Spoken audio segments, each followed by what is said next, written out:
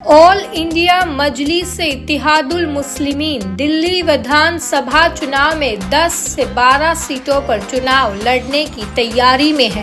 Party अध्यक्ष असदुद्दीन ओवैसी के साथ मिलकर दिल्ली इकाई जल्द ही बाकी उम्मीदवारों के नामों का ऐलान करेगी। AIMIM मुख्य रूप से मुस्लिम बहुल इलाकों में चुनाव लड़ना चाहती है, जहां आम आदमी पार्टी का दबदबा है। पार्टी का कहना है कि वह बीजेपी को हराने वाली किसी भी पार्टी का समर्थन करेगी। दिल्ली दंगों के आरोपी ताहिर हुसैन को मुस्तफाबाद से टिकट देने पर भी विवाद है। AIMIM दिल्ली विधानसभा चुनाव में अपनी उपस्थिति दर्ज कराने की पूरी कोशिश में है। पार्टी 10 से 12 सीटों पर अपने उम्मीदवार उतारेगी। अभी तक सिर्फ 2 उम्मीदवारों के नाम घोषित किए गए हैं। मुस्तफाबाद से ताहिर हुसैन और ओखला से जामिया एलुमनाई एसोसिएशन के अध्यक्ष शफूर रहमान चुनाव लड़ेंगे। बाकी उम्मीदवारों के नाम जल्द ही घोषित होने की उम्मीद है।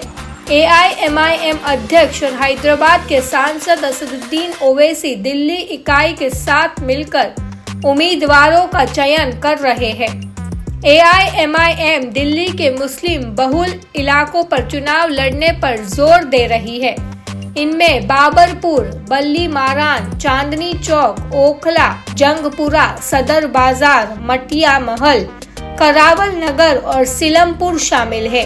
इनमें से ज्यादातर सीटों पर पिछले 2 बार से आपका कब्जा रहा है। सिर्फ करावल नगर सीट बीजेपी के पास है। अगर AIMIM जंगपुरा से उम्मीदवार उतारती है तो इसका मुकाबला आपके पूर्व उप मुख्यमंत्री मनीष सिसोदिया से होगा। इस सीट पर बीजेपी ने तरविंदर सिंह मारवाहा और कांग्रेस ने फरहाद सूरी को टिकट दिया है।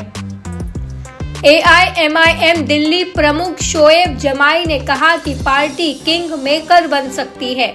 उन्होंने कहा कि AIMIM उस पार्टी का समर्थन करेगी जो बीजेपी को हराए और भविष्य में भी हरा सकती है। 2020 के दिल्ली दंगों के आरोपी ताहिर हुसैन को मुस्तफाबाद से टिकट देने पर सवाल उठ रहे हैं। इस पर जमाई ने कहा कि लोकतंत्र में हर किसी को चुनाव लड़ने का अधिकार है। दूसरी पार्टियां भी ऐसे उम्मीदवारों को मैदान में उतार रही है जो जेल गए हैं। आखिरकार ये जनता तय करती है कि उनका प्रतिनिधि कौन करेगा। हम उन लोगों की आवाज उठाने की कोशिश कर रहे हैं जिन्हें दबाया गया। ताहिर हुसैन पर 2020 के दिल्ली दंगों में शामिल होने का आरोप है। पुलिस ने उन्हें मुख्य आरोपी बनाया था। आरोप लगने के बाद आपने उनसे नाता तोड़ लिया था। हाल ही में दिल्ली उच्च न्यायालय ने उनके खिलाफ एक FIR रद्द कर दी थी।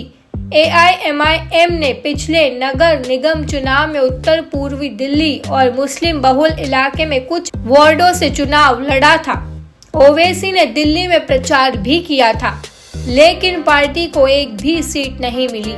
दिल्ली विधानसभा चुनाव में छोटे दलों का अब तक कोई खास प्रभाव नहीं रहा है। यह चुनाव मुख्य रूप से आप और बीजेपी के बीच होता रहा है। तीसरी बड़ी पार्टी कांग्रेस का वोट प्रतिशत लगातार घट रहा है। पिछले विधानसभा चुनाव में उसे सिर्फ 4% वोट मिले थे। इस बार AIMIM की एंट्री से चुनाव और दिलचस्प हो सकता है।